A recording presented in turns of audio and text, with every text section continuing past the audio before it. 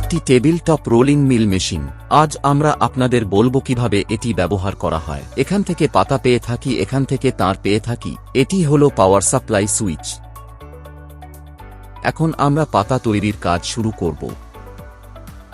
পাতা তৈরির কাজ শুরু করতে হলে আমাদের এই চাকাটি ঘুরিয়ে যন্ত্রটি চালু করতে হবে এবং দেখতে হবে নিডলটি সঠিক মাপের কিনা। এখন চাকাটি ঘোরাচ্ছি, দেখুন রোলারটি উপরের দিকে সরছে। এখন এটি পাতলা হচ্ছে, ধীরে ধীরে আরও পাতলা হবে নিডলটি।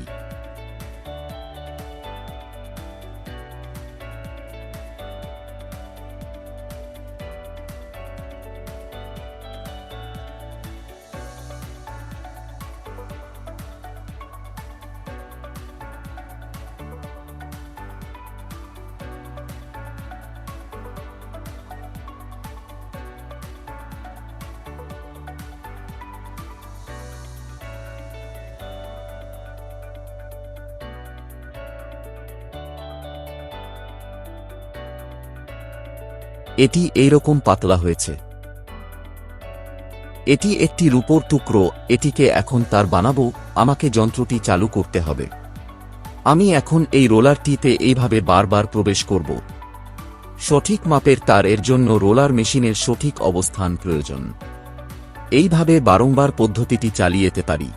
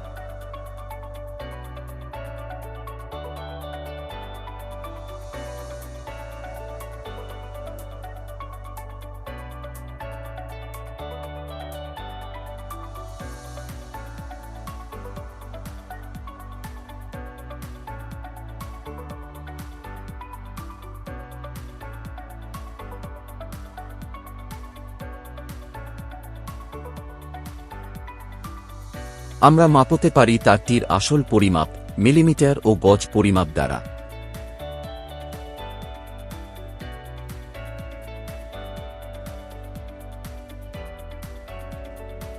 প্রয়োজন অনুযায়ী তারের পাতলা করা যেতে পারে।